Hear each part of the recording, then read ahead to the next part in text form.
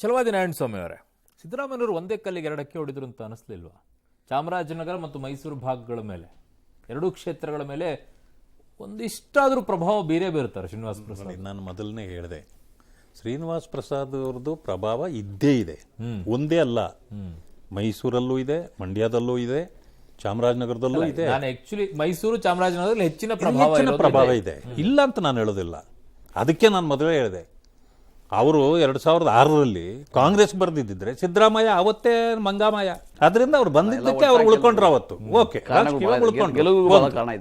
ಎರಡನೇದು ಏನಂತಂದ್ರೆ, ಈಗ ಹೋಗಿರೋದು ಇದೆಯಲ್ಲ, ಇದು ಒಂದು ರೀತಿಯ ತಂತ್ರಗಾರಿಕೆ ಅಷ್ಟೇ.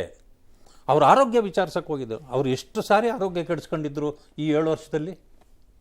ಯಾವತ್ತೂ ನಿಮಗೆ ಅವ್ರ ಆರೋಗ್ಯ ವಿಚಾರಿಸ್ಬೇಕು ಅನ್ಸಲಿಲ್ವೇ? ಈಗ ಆರೋಗ್ಯ ಅವ್ರದ್ದು ಕೆಟ್ಟಿದ್ದೇನೆ ಸಿದ್ದರಾಮಯ್ಯನವರಿಂದ, ಬಿಜೆಪಿಯಿಂದ ನಿವೃತ್ತಿ ಸಿದ್ದರಾಮಯ್ಯನಿಂದ. ಅವರಿಗೆ ಇಷ್ಟೆಲ್ಲ ಅವರು ತೊಂದರೆ ಕೊಟ್ಟರು ಕೂಡ ಸಿದ್ದರಾಮಯ್ಯನವರು, ಕಾಂಗ್ರೆಸ್ನವರು, BJP ಅವರಿಗೆ ಪುನರ್ಜನ್ಮ ಕೊಡ್ತು. ನಾವು ಇಲ್ಲಿವರೆಗೆ ನೋಡಿ, ಅವ್ರು ಇಷ್ಟಿದಾದ್ರೂ ಇಲ್ಲಿವರೆಗೂ ಅವ್ರನ್ನ ನಾವು ಸುರಕ್ಷಿತವಾಗಿ ಇಟ್ಕೊಂಡಿದ್ವಿ. ಬಟ್ ಅವ್ರನ್ನ ಹೋಗಿ ಏನು ಕೇಳಲಿಲ್ಲ, ಮಾತನಾಡಲಿಲ್ಲ,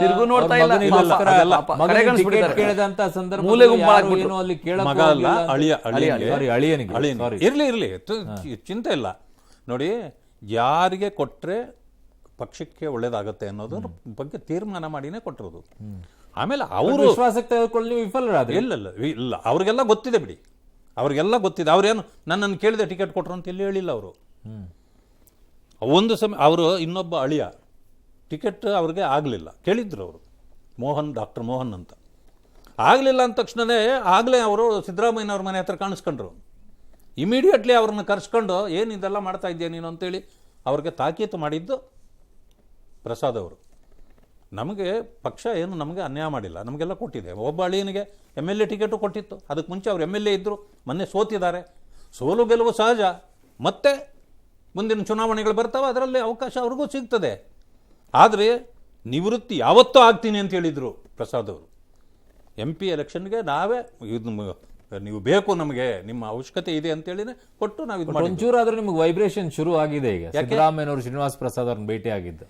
ನೋಡಿ, ಇದು ವೈಬ್ರೇಷನ್ ಏನಿಲ್ಲ, ಇದು ಒಂದು ತಂತ್ರ ಅಲ್ಲ, ಇದು ಕುತಂತ್ರ. ಇದು ಏನೇ ಇರಲಿ, ಚುನಾವಣೆ ಅದೇ ಮತ್ತೆ.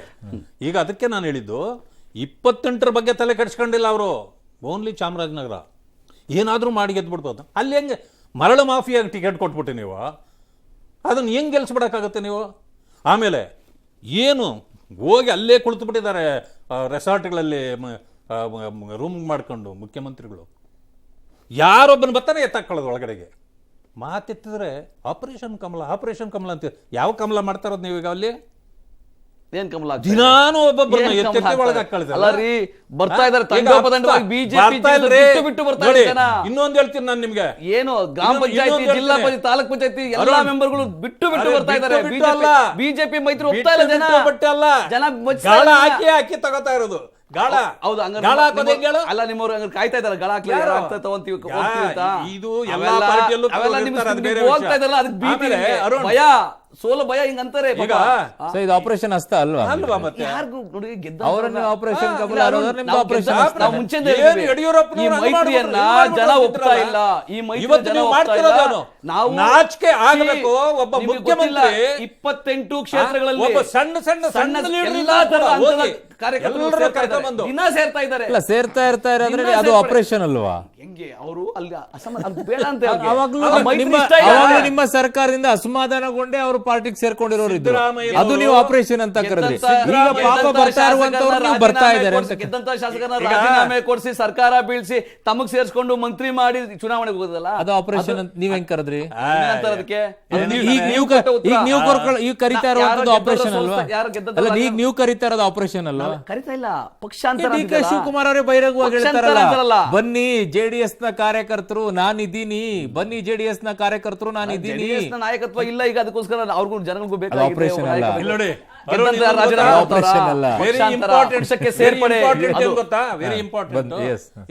ವೆರಿ ಇಂಪಾರ್ಟೆಂಟ್ ಏನ್ ಗೊತ್ತಾ? ಮಕ್ಕಳನ್ನ ಕಳಿಸಿದ್ರು ಮೊದಲು ಸಿದ್ದರಾಮಯ್ಯವರು, ಮಹದೇವಪ್ಪನವರಿಗೆ ತೊಡೆ ತಟ್ಟಿ ಮಹದೇವಪ್ಪನವ್ರನ್ನ, ಸಿದ್ದರಾಮಯ್ಯನ ಸೋಲಿಸಿದ್ದು ಯಾರು ಲಾಸ್ಟ್ ಎಲೆಕ್ಷನಲ್ಲಿ? ನಿಮ್ಮನ್ನು ಬೀಳಿಸ್ತೀನಿ, ಕಲಿಸ್ತೀನಿ ನಿಮಗೆ ಪಾಠ ಅಂತ. ಅವ್ರು ನಿಲ್ಲಿಲ್ಲ, ಅಳಿಯನ್ನು ನಿಲ್ಲಿಸಿ ಗೆಲ್ಲಿಸಿದ್ರು.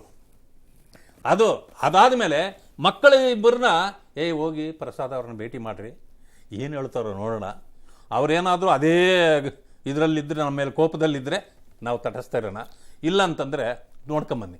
ಹೋದಾಗ ಅವರೇನೋ ನಾನು ಹೆಂಗೋ ರಿಟೈರ್ ಆಗ್ತಿದ್ದೀನಪ್ಪ, ನಾನೊಬ್ಬ ಸೀನಿಯರ್ ಲೀಡರ್ ಇದ್ದೀನಿ, ಯಾರೇ ನನ್ನ ಮನೆಗೆ ಬಂದಾಗ ನಾನು ಅವರನ್ನು ಕಟ್ಟಿದಾಗ ಮಾಡ್ಬೋದು ಅಂತೇಳಿ ಗೌರವದಿಂದ ಮಾತಾಡಿದ್ದಕ್ಕೆ ಇವ್ರು ಬಂದು ಹೇಳಿದ್ರು, ಇಲ್ಲ ಸ್ವಲ್ಪ ತಾಮಸ ಇದ್ದಾರೆ, ನೀವು ಹೋಗ್ಬೋದು ಅಂತ. ಅದನ್ನು ತಿಳ್ಕೊಂಡು ಇವತ್ತು ಹೋಗಿದ್ದಾರೆ. ಆದರೆ ಬುಡುಬುಡಿಕೆ ಬೇಳೆಯೋದಿಲ್ಲ, ಚುನಾವಣೆಯಲ್ಲಿ ಗೊತ್ತಾಗುತ್ತೆ. ಅವರೇ ಓಪನ್ ಆಗಿ ಹೇಳ್ಬಿಟ್ಟಿದಾರಲ್ಲ, ನಾನು ಯಾರಿಗೂ ಅವ್ರಿಗೇನು ಸಪೋರ್ಟ್ ಮಾಡಲ್ಲ, ಯಾಕೆಂದ್ರೆ ಬಿಜೆಪಿಗೂ ಮಾಡಲ್ಲ. ಮೈತ್ರಿ ಪಕ್ಷಕ್ಕೆ ಇದೊಂದು ನಡುಕ ಶುರುವಾಗಿದೆ. ಸಿದ್ದರಾಮಯ್ಯನವರು ಈ ದಾಳವನ್ನ ಉರುಳಿಸೋದು ನೀವು ನಿರೀಕ್ಷಣೆ ಮಾಡ್ಕೊಂಡಿರ್ಲಿಲ್ಲ. ಅಲ್ಲ, ಯಾವ ದಾಳ ಉರುಳಿಸಿದ್ರು? ಆರೋಗ್ಯ ವಿಚಾರಿಸಿದ್ರೆ ದಾಳ ಉರುಳಿಸಿದ್ರಿ ಅಂತ ಅಂದ್ರೆ ಹೆಂಗೆ? ನಟರಾಜ್ ಗೌಡ್ರು ಹೇಳ್ತಾರೆ ನಾಯಕತ್ವ ಇಲ್ಲ JDS ನಲ್ಲಿ ಅಂತ ಒಂದು ಎಷ್ಟು ಸೀರಿಯಸ್ ಕ್ವಶನ್ ರೈಸ್ ಮಾಡ್ತಾರೆ ಅಂದ್ರೆ, ನಾಯಕತ್ವನೇ ಇಲ್ಲ ಅಂತಂದ್ರೆ ನಿಮ್ಮ ಗಲ್ಲಿಗೊಂದು ರಾಜಕಾರಣ, ಗಲ್ಲಿಗೊಂದು ಲೀಡ್ರು, ಬಾಯಿಗೆ ಬಂದಿದ್ದ ಸ್ಟೇಟ್ಮೆಂಟ್, ನಿಮ್ಮಲ್ಲಿ ಯಾವ ಸೀಮೆ ನಾಯಕತ್ವ ಇದೆ? ನಿಮ್ CM ಸಿದ್ದರಾಮಯ್ಯನವ್ರ ಮಾತು ಯಾರಾದ್ರೂ ಕೇಳ್ತಿದ್ದೀರಾ ನೀವು? ಇಲ್ಲ ನಿಮ್ಮ DK ಶಿವಕುಮಾರ್ ಅವ್ರ ಮಾತು ಯಾರಾದ್ರೂ ಕೇಳ್ತಿದ್ದೀರಾ? ನಿಮ್ಮಲ್ಲಿ ಒಟ್ಟಾಗಿ ಹೋಗಿ ಚುನಾವಣೆಗೆ ಅವರಿಬ್ರು ಒಟ್ಟಾಗಿಲ್ಲ, 135 ಗೆದ್ದಿದ್ದು, ಈಗಲೂ ಒಟ್ಟಾಗೆ 20 ಗೆಲ್ಲೋದು. ಅದ್ರ ಬಗ್ಗೆ ನೀವು ವರಿ ಮಾಡಬೇಡಿ. ಅಲ್ಲ, ನೀವು ನಮ್ಮ ಬಗ್ಗೆ ಯಾಕೆ ವರಿ ಮಾಡ್ತಾ ಇದ್ದೀರಾ? ಸೊನ್ನೆ ಆಗುತ್ತಲ್ಲ, ಆಪೋಷಣ ತಗೊಂತಾ ಇದ್ದೀರಾ, ನಿಮ್ಗೆ ಇನ್ನೂ ಗೊತ್ತಾಗಿಲ್ಲ. JDS ಈ ಬಾರಿ ನೀವು ಬಿಜೆಪಿ ಆಪೋಷಣ ತಗೊಂತಾ ಇದ್ದೀರಾ. ಅವ್ರದ್ದು ವಿಧಾಯ ಚುನಾವಣೆ, ಇದು JDS ಇದು ವಿಧಾಯ ಚುನಾವಣೆ, ಆಮೇಲೆ ವಿಸರ್ಜನೆ ಕಾರ್ಯಕ್ರಮ. ನಟರಾಜ್ ಗೌಡ್ರೆ, ಅವರೇನೋ ಹೇಳ್ತಾ ಇದ್ರು, ಕಾಯ್ತಾ ಇದ್ದೀನಿ.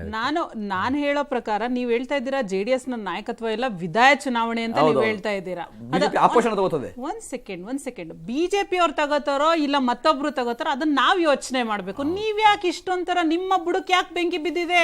ಕಾಂಗ್ರೆಸ್ ರಾಜಕೀಯ ಪಕ್ಷ ಹೋಯ್ತು ಅಷ್ಟೇ ಕರ್ನಾಟಕದಲ್ಲಿ. ನಮ್ಮಲ್ಲಿ ನಾಯಕತ್ವ ಇಲ್ಲ.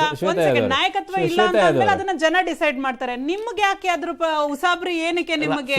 ನಮ್ಮಲ್ಲಿ 91 ವರ್ಷದ ಮಾಜಿ ಪ್ರಧಾನ ಮಂತ್ರಿಗಳ ನಾಯಕತ್ವ ಇಟ್ಕೊಂಡು ನಾವು ಹೋಗಿದೀವಿ ಚುನಾವಣೆ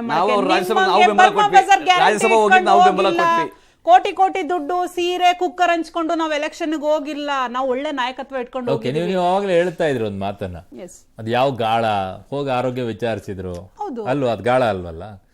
ಕುಮಾರಸ್ವಾಮಿ ಅವ್ರು ಯಾಕೆ ಹಾಗಿದ್ರೆ ವಿಶ್ವನಾಥ್ ಅವ್ರ ಮನೆಗೆ ಹೋಗಿ ವಿಚಾರಣೆ ಮಾಡ್ಕೊಂಡು ಬಂದ್ರು? ಈಗ ನೋಡಿ, ಏನಾಗುತ್ತೆ ಅನ್ನೋ ಇಂಪ್ಯಾಕ್ಟ್ ಕುಮಾರಸ್ವಾಮಿ ಅವ್ರಿಗೆ ಗೊತ್ತು. ಸುಮಲತಾ ಅವ್ರ ಮನೆಗೆ ಹೋಗ್ಬಿಟ್ಟು ಮಾತಾಡ್ಸ್ಕೊಂಡ್ ಬಂದಿರೋದು ಏನಿತ್ತು, ಅವಶ್ಯಕತೆ ಇರಲಿಲ್ಲ. ಹೋದ್ರೆ ಯಾಕೆ, ಇಂಪ್ಯಾಕ್ಟ್ ಏನಾಗುತ್ತೆ ಅಂತ ಗೊತ್ತಿತ್ತು.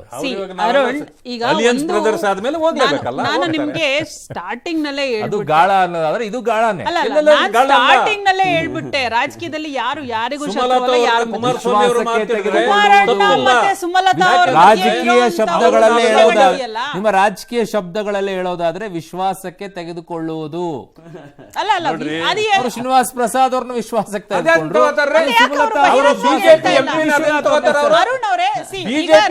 ಸಪೋರ್ಟ್ ಕೊಡೋದು ಅಂತಂದ್ರೆ ಏನು? ಅದನ್ನು ಇದು ಆಪರೇಷನ್ ಮಾಡಿ ಉಚ್ಚಾಟ ನಾವು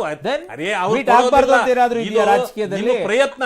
ಬಿಜೆಪಿ ನಾಯಕರನ್ನ ಕಾಂಗ್ರೆಸ್ ಮೀಟ್ ಆಗ್ಬಾರ್ದು ಅಂತಿದ್ಯಾ? ಕಾಂಗ್ರೆಸ್ನ ನಾಯಕರನ್ನ ಬಿಜೆಪಿ ಮೀಟ್ ಆಗ್ಬಾರ್ದು ಅಂತ ಇದೆಯಾ? ನಿಮಗ್ ಮಾಡಲ್ಲ ಅಂತ ಹೇಳಿ ಕಳಿಸಿದ್ರು.